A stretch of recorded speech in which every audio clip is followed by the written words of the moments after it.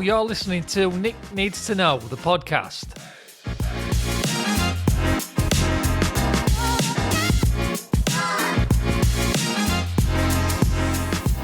Join me as I have open, honest and relatable conversations around careers, mindsets and life in general, and what that looks like for each one of our different guests. Yo.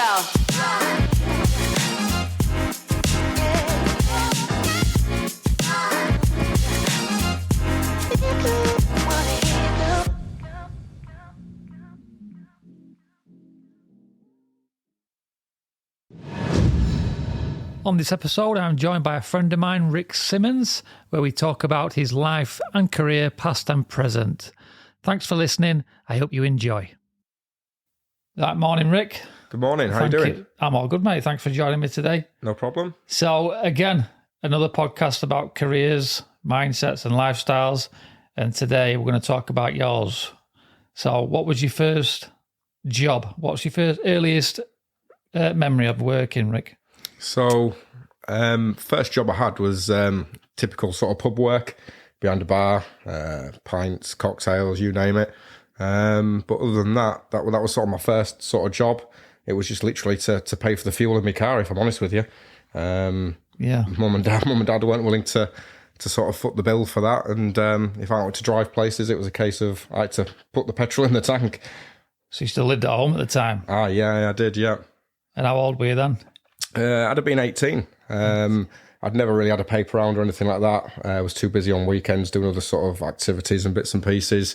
So it was more sort of once I got to college, doing bits and pieces and evenings and weekends. And yeah, it was, I say, purely to just sort of fuel the car and give me a bit of spending money, sort of beer tokens and stuff like that. So what did you say, were a weekend job then? Or? Yeah, it was evenings and weekends. I tried to stay away from the usual Friday, Saturday, Sunday because I wanted to be out them nights. But yeah, Mondays, Tuesdays, sort of the quieter nights, just to get that little bit of back pocket cash and live my life. I bet you saw some things in pub then.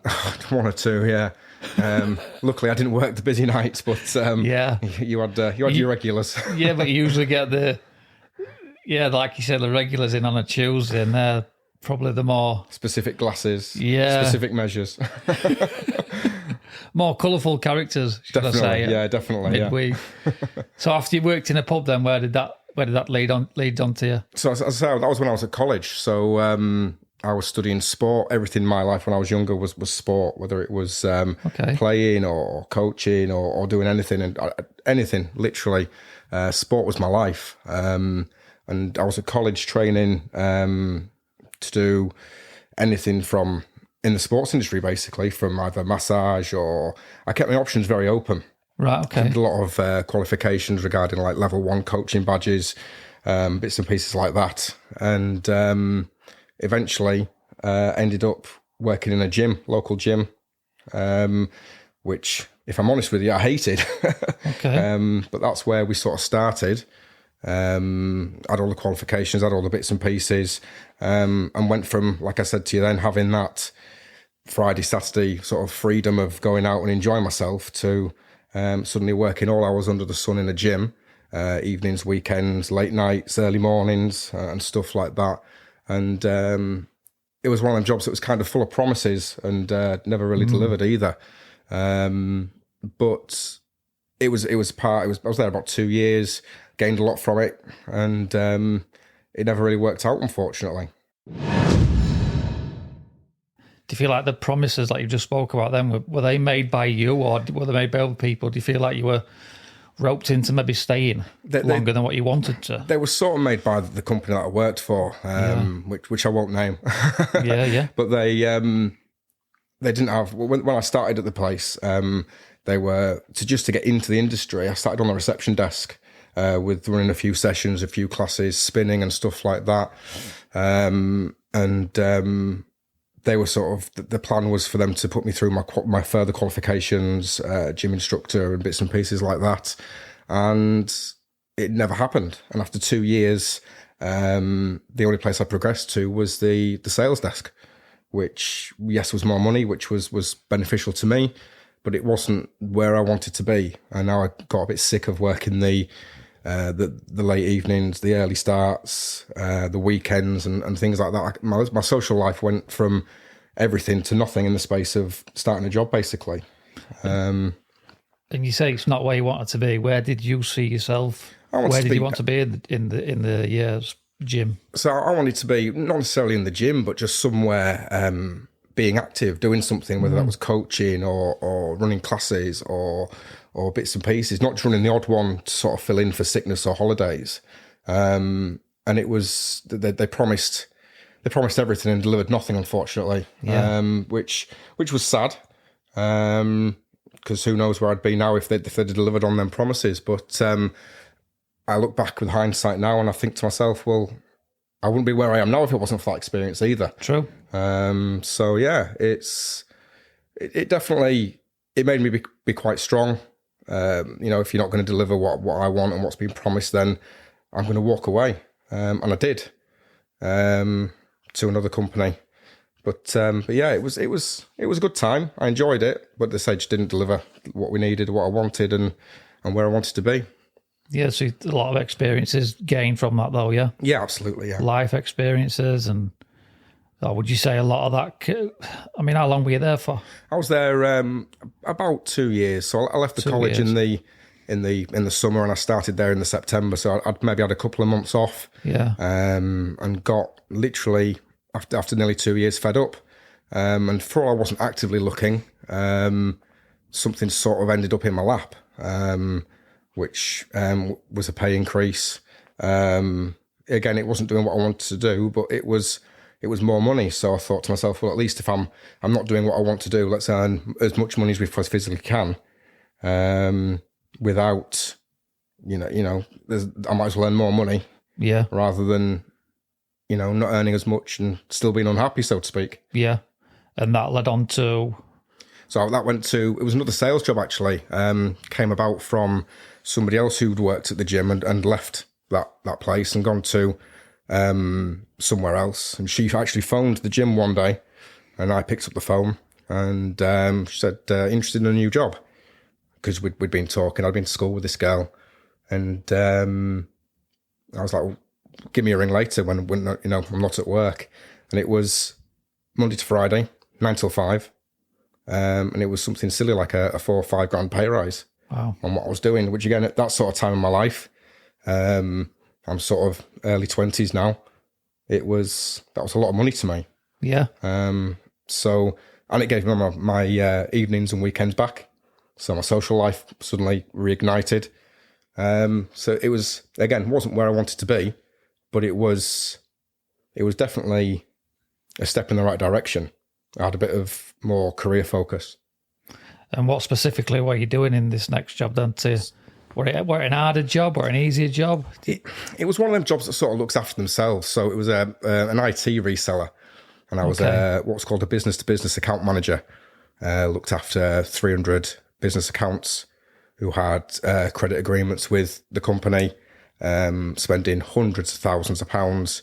And basically, it was just to oversee their spend, keep contact with the account holders, and sort of if they were buying things, add things on. A bit like when you go to Curry's now and you buy a washing machine and they tell you need to buy an extension lead because it'll enhance the spin cycle or whatever. Can I say one of these £400 HDMI gold plated? That's the cables? One. Yeah, that was me. But yeah, it was an easy job. It was Monday to Friday, 9 till 5. It was these people already had a relationship with the company, so they were already spending, and it was just a simple case of you buy in a load of laptops, PCs for a school. Well, you're going to need mouse with them. You're going to need monitors. You're going to need cables, as you say. If it was laptops, bags, and bits and pieces, and just adding on them extras, and that was where the margin was. There was no margin in the bigger items. So the TVs, the laptops, the PCs, all the margin, as I'm sure it is now with places like your Currys and places like that, is in all the additional bits. Yeah. I think it's the same with most big corporations, isn't it? Yeah. I mean, things like PlayStations, Xboxes lose money, don't they? Because they make the money on the peripherals, on the add-ons. Yeah. Absolutely, yeah. So that was That was really good. Was that commission based then? It was a salary with commission on top. With bonuses, Yeah, absolutely. And I earned some really good money. Yeah. There were one company that was based down in Poole who, at the time, were really big into these digital photo frames that I think ended up in every single living room in the country. Yeah, I remember those, yeah. And it took a long time, but this particular company placed an order for 10,000 of these units and wanted to use our warehouse to distribute them to his customers themselves. And I had to send the buyer to China to source them. We had to get them into our warehouse, test them, check them, and get them out again. It was a lot of work, a lot of effort, but reap the rewards, hit something ridiculous, like about 240% of my target that month, which ended up with a very nice paycheck, which the taxman took quite a chunk of as well. Yeah. But that actually, in the long run, shot me in the foot, because, again, little to my knowledge, that because I'd hit that target, I'd hit that number, they then expected that every month. You put yourself on a bit of a pedestal, didn't you? Exactly, yeah. So it was, I'd hit that number, I'd hit that that target. And if I hadn't hit the target, I'd smashed it. And then they had basically a rule. It was 3 strikes and you're out. You didn't hit your targets for 3 months in a row. You were basically out the door. And that's how I left there. Left on good terms. Left a lot of happy memories, a lot of good times. But I just wasn't pulling the numbers, which was, in my opinion, I still believe this to this day, was impossible to hit them numbers, because it was a once in a lifetime sort of order. It was a one-off. It was even if it was once a year, because the order for him was as a little gift to his customers. So he was using us to buy equipment, and he was on selling to his customers, and it was just a little sweetener for his customers to send them a like a little Christmas gift. Yeah. So there was no way it was going to happen every month. And I got to the point in my final month where I was literally almost begging people to spend with me, and do bits and pieces and stuff like that. And I wasn't just missing my target by little bits. I was missing it by thousands every month. Yeah. So there must have been a bit of pressure there. Then how did you deal with that pressure on a monthly basis or weekly basis? To be honest with you, the second month, I was pushing, I was trying, I put a lot of extra hours in. And if I'm honest with you, the third month, I knew it wasn't going to happen. Sort of gave up. Yeah. Thought, well, what's the point? I'm going to be having a meeting in a few weeks' time, and we all know what the outcome is for this. And to be fair to them, they offered me another role within the business, but in the warehouse. Wow. And that was a huge pay drop, as I'm sure you can understand. And I just walked away from it. Luckily, I was still sort of reaping the reward from that big paycheck a few months earlier. Yeah. So I had a bit of time, I had a bit of flexibility, and I was still living at home at this point as well, so I had no real overheads. Yeah. I had no sort of bank of mum and dad didn't exist, but at least I always had a roof over my head, and as long as I could put fuel in my car and pay a bit of board, yeah, there was always a meal on the table, and clothes were cleaned and everything as well. So there was no sort of real pressure behind it. It was just a case of I didn't want to be unemployed. I didn't want to be that person going to the job centre on a Tuesday morning and signing on the line, and that's not where I wanted to be. So what did you do then after you'd left there? Obviously. So I left there and I took a bit of time. Like I said, job centre, had to sign on, which was it's quite humbling. Yeah, if I'm honest with you. I've been there, mate. You go there myself, and you see the sort of people there, and you can see the people there who are literally trying the hardest to do anything. Yeah. Then flip the coin, you see the people that are there, and they're there literally to walk in, get a signature, and walk out again. And thank you, I've got me milking it. Absolutely, yeah. And I bumped into somebody who worked for the MOD, and said to me about going into something a bit more mechanical, a bit more physical, which again is what I wanted. And I actually went to the RAF to look at joining them with the idea of becoming what was called an aircraft technician at the time. I don't know if it's still called that now.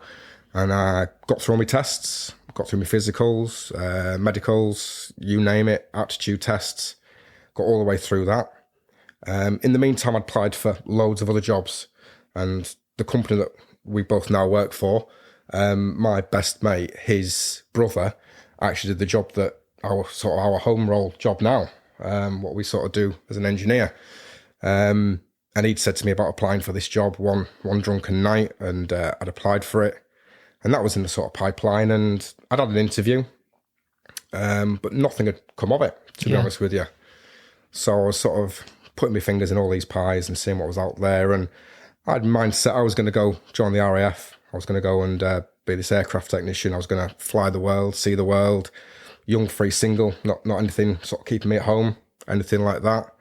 And then I got a phone call it was just before Christmas. I can't remember which year, but I was stood in my mum and dad's living room, and my phone rang, and took the call. My dad was about to take me into town to go and get some Christmas presents for the family, because obviously my money was dwindling, and he was going to take me in and get some bits and pieces, so I had something to give people and stuff like that. And it was the company we work for now, and he's sort of hearing one side of the conversation, which was sort of sizes. So small, size 9 shoes, all this sort of stuff. And came off the phone. He said, "Who was that?" So it was a case of, it's this media company. They've offered me a job to start January 2009. Are you interested? So I told them, I'd give them all these measurements and stuff, but I told them I'd confirm 24 hours later, purely because I had my finger in the pies with the RAF and stuff like that, and they'd put me through a lot of stuff, so I didn't want to sort of burn that bridge too quick. The RAF had? Yeah, the RAF had, yeah. And spent that 24 hours speaking to a lot of people, doing a lot of things, and it basically boiled down to the fact that I could get sent somewhere that maybe wasn't all sunshine and nice. It could be, war zone or something like that. Whereas doing what I'd be doing, I'd still be at home with my friends, social life, all these bits and pieces. So much to the annoyance of the RAF, I canned that and joined the company that we both sort of work for now, back in 2009. Looking back, if you could have a clean slate at that moment with what you know now, would you have made the same decision? I'd have to say no. Yes, I would have made the same decision, because I wouldn't have what I had now. I wouldn't have the house I've got now. I wouldn't have the kids I've got now. The wife I have now. I've only been married once, just for the record. But I wouldn't have that, and I wouldn't give that up for the world. I'm very lucky to have, everything that a lot of people even dream for. I've got 2 healthy children, got a wife who, if she listens to this, she loves me, I love her. It sounds corny, but it's true. It's I couldn't wish for any more. Well played, mate. but it's true. I could have a completely different life. I could be elsewhere in the world. You can't.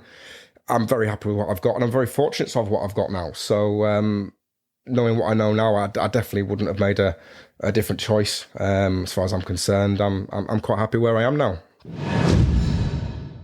So moving on to what we do in our current day-to-day roles, you started with this media company, 14, 15 years ago? It'll be 2009 January, so that's be 15 years this coming January. I'll have completed, yeah.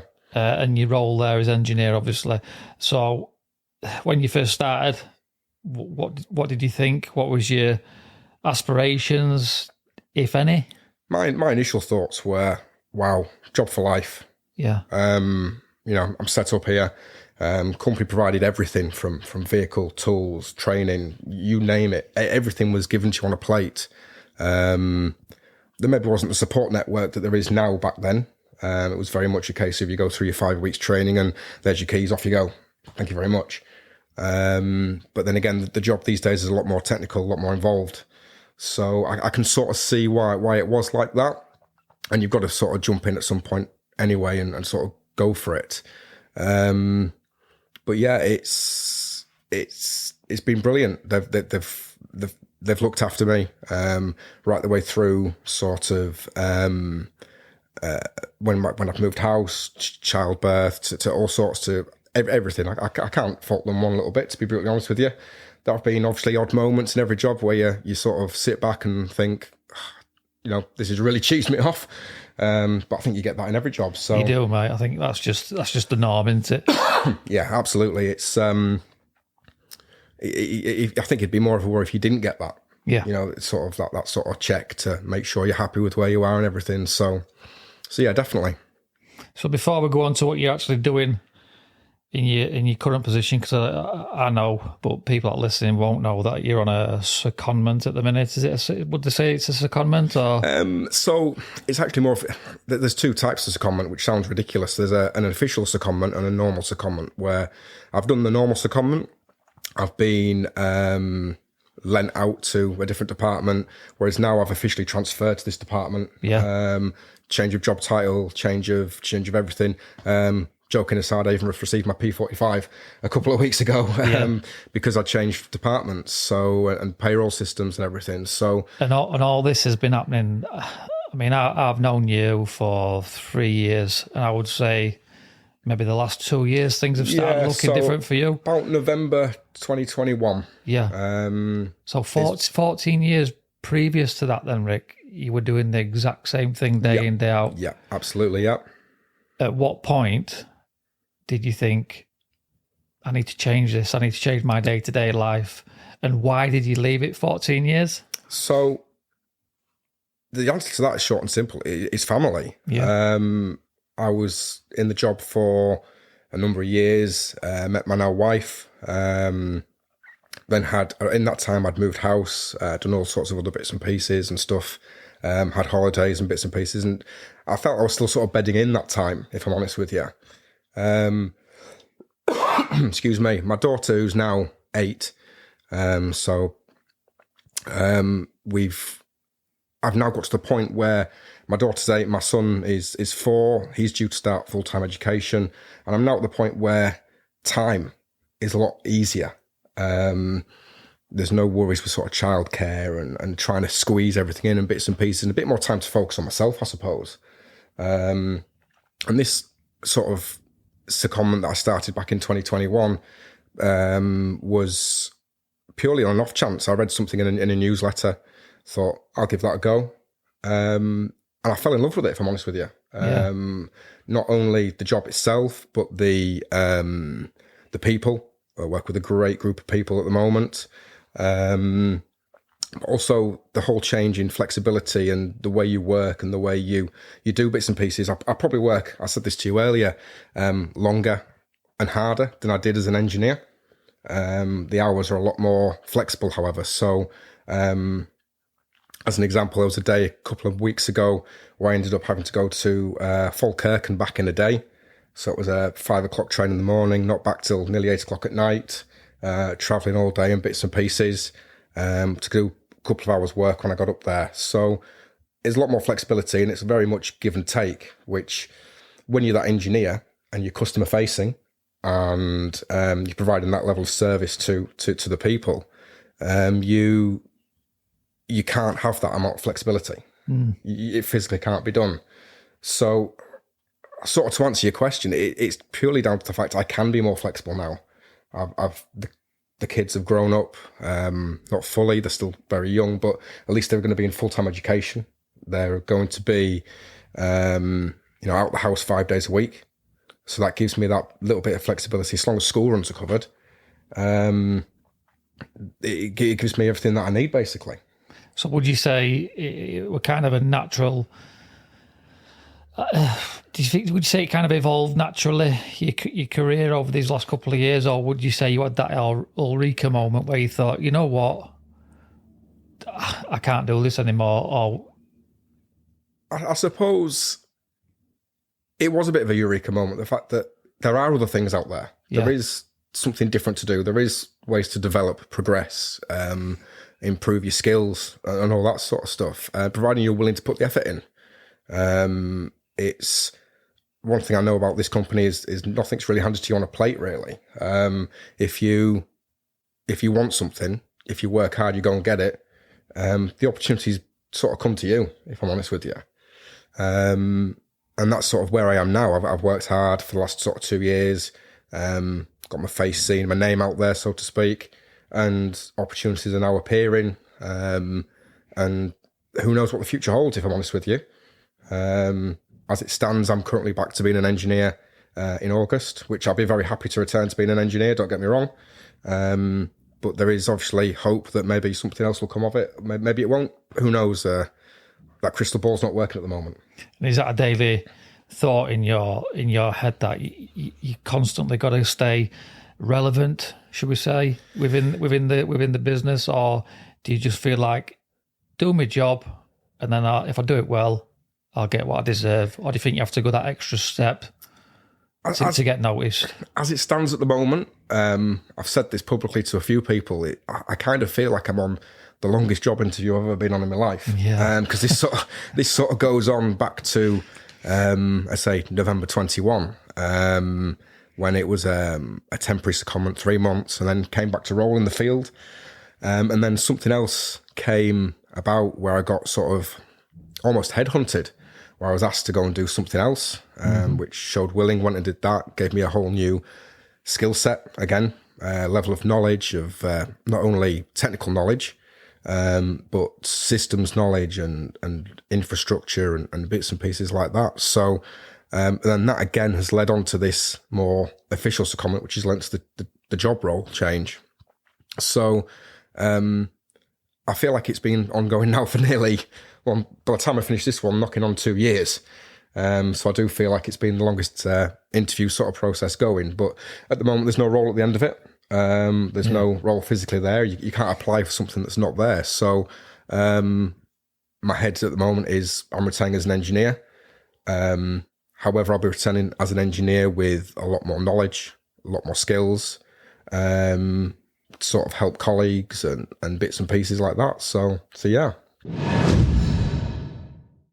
On a personal level, where does family start? When did that all kick off for you? We've talked about your work and stuff like that, and you've done 14 years with this business now, and you talked about your jobs before when you were free and single. When did Mrs. Symons come into the picture and Minnie Symons, the kids? So Abby, my wife, she came into the picture back in, crikey, 10 years ago. Be 10 years this year we've been together. So yeah, that's when she came into the picture. As I've already said, my daughter's now 8. She just turned 8 in April. So a couple of years later, Rose came along. She's bringing a few new challenges at the moment, turning 8, as I'm sure you're aware, having a girl yourself. Yes, but she's brilliant, absolutely brilliant, clever, bright, funny. Absolutely wouldn't change her for the world. And then a few years later, the whirlwind arrived, Rupert, who was 4 in January. And yeah, he sort of completed us, sort of that typical one boy, one girl. Yeah. 2.4 family. Absolutely, yeah. That typical sort of... Which one's your favourite child? I'm only kidding, mate. There is no favourite child. They're loved equally. Yeah.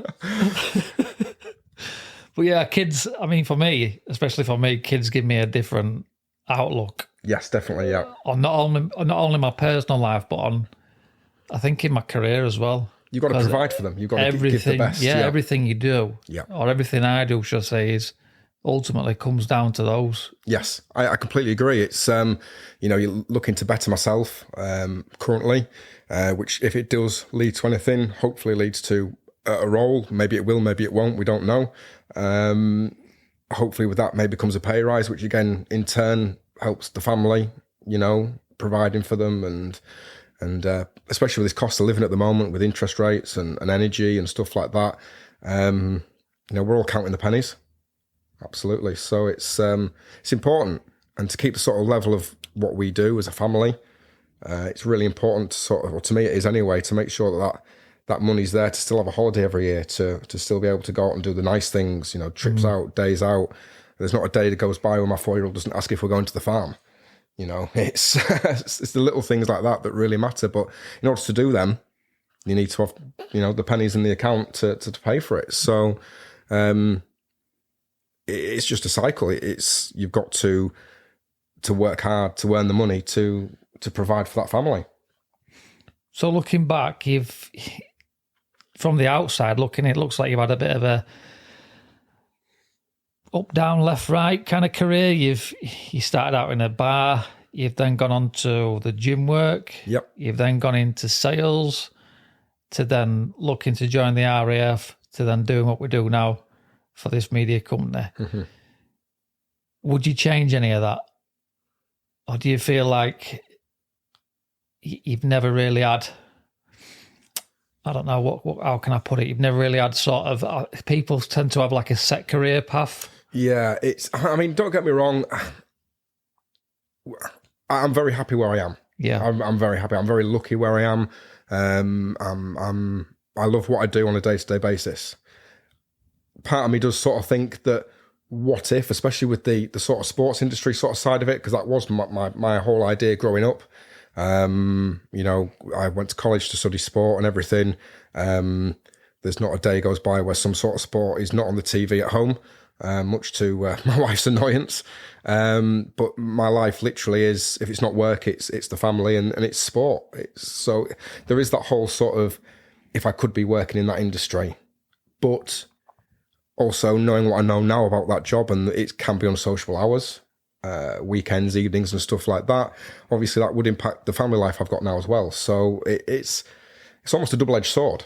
It could be a lot less sort of in the house, working a lot more unsociable hours, but doing what you love. Whereas at the moment I've got the flexibility of doing something I enjoy, and I love doing, while still being there for the family, for my wife, for my kids and everything else. I guess it goes to show there is no real right or wrong way to go about your careers, no, so to speak. I mean, you're happy now doing what you're doing. Yep. You could have had some sort of structure in there, like the cliche where you school, college, job, and then stay in that job and work up that ladder. Mm-hmm. I think it's a lot different nowadays, isn't it? I think definitely. There's no real... I think skills are very transferable now. Yeah, definitely, 100%. And you can, you know, even look at the two completely different industries of the media industry and the sports industry. You can quite easily transfer them skills across from one to the other. It's very... Whereas back in, I say back in the day, but back when we were sort of a bit younger, it wasn't. You sort of got into a job and that was your sort of job and your career for life. Job for life, yeah.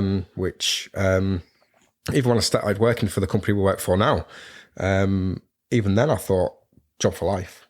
Yeah. You know, for say 15 years nearly on, I'm still here. I've got no ideas of moving on. I've got no plans or anything like that. I'm very happy where I am, very settled. Also very thankful, I suppose, for the opportunities that it's given me. Yeah. To provide for my family and to enjoy, you know, doing what we do. Yeah, and I do see it as a job for life, and I don't ever really see moving on. I think what I do see is probably moving around. Yep. Development. If you want to say that, move around a little bit, because it's a massive organisation, isn't it? And there's lots of opportunities. But yeah, definitely. You've got to show willing though. You've got to. Yeah. These opportunities don't get landed in your lap. You've got to sort of do the background work and the effort and knock on the doors and stuff like that to be able to find them opportunities. I think that's what's quite rewarding about it as well. I can honestly look back and go, well, I've got here where I am now through my own persistence, my own, you know, hard work. It's not being given to me on a plate. Yeah. You know, it's not, someone's not emailed me, rung me one day and said, oh, do you want to come and do this? You know, I've had to go out there and chase that opportunity and find that opportunity and sort of go from there. So, just goes to show, like I say, it's anything's sort of possible if you want to put your mind up to it. Tell us something about you that nobody knows. Well, that not many people know, should I say. Oh, give us a little Rick Symons fact. Oh, You didn't tell me about this before we started, did you? Something that not a lot of people know. There's nothing really. I'm quite an open book. Yeah. I've nothing really sort of. I love my sport.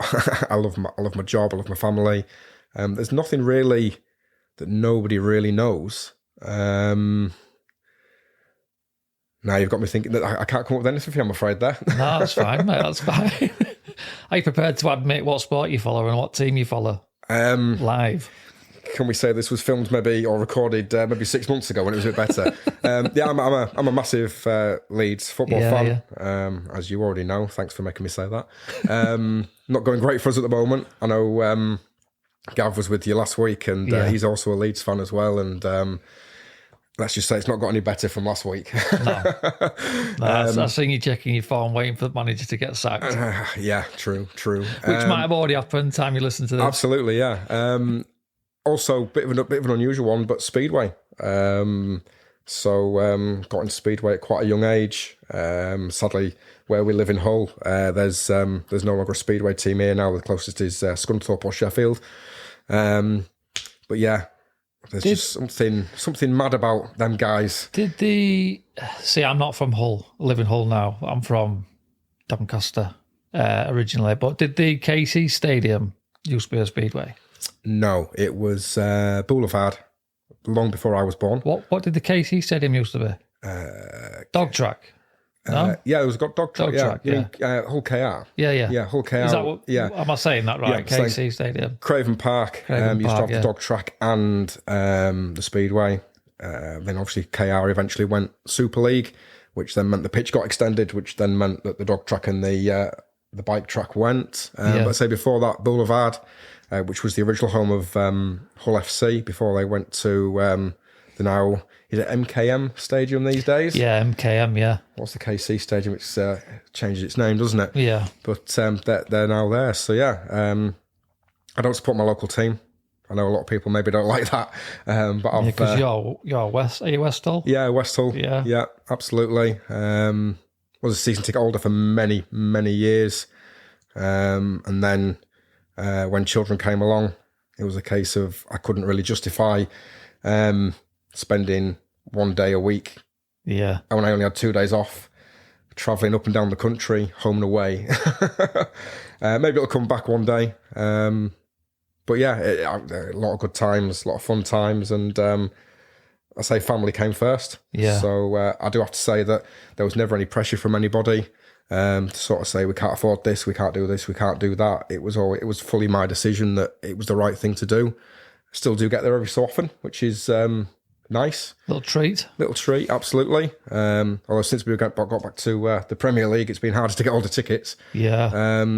You get a lot of fans coming out of woodworks, don't absolutely. you? And it's frustrating because I was there, say, week in, week out, doing the long Tuesday night trip to Carlisle or Portsmouth or somewhere stupid like that. And now it seems a lot more cushy. Yeah. Quick fire questions.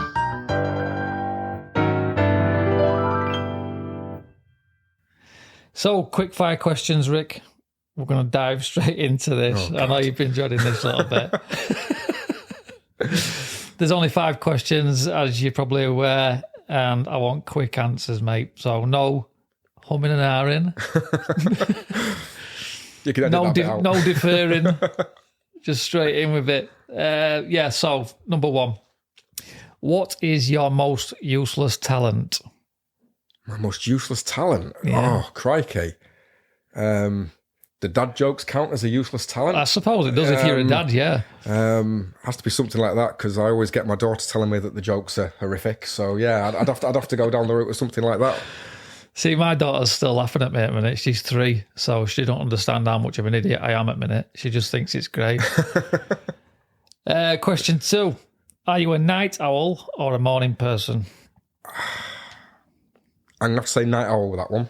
Yeah. I do quite often stay up probably a little bit too late. What we're talking here?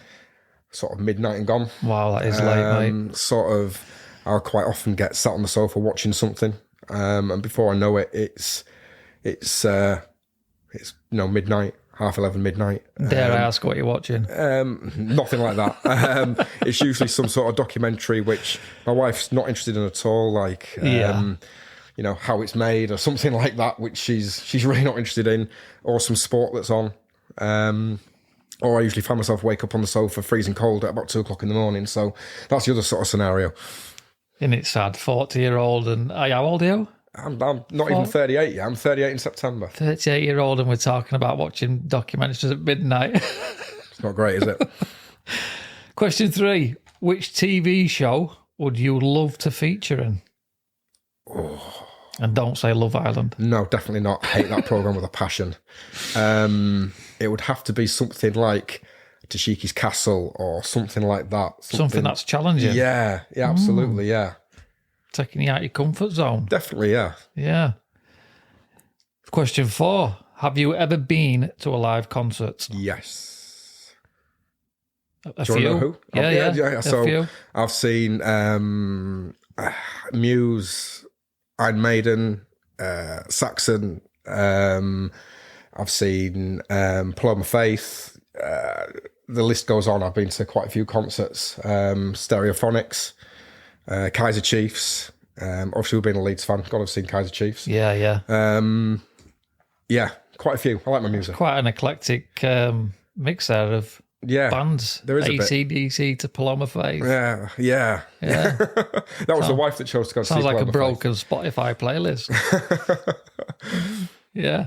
Question 5. Finally, coffee or tea? That's easy. Coffee. Yeah, I know that. I know you're a big coffee fan. It's got to be coffee. Yeah. And that's it, Rick. Thank you very much for joining me today, mate. You're welcome. Thanks for having me. Enjoy the rest of your time. You too. Thank you. Bye-bye.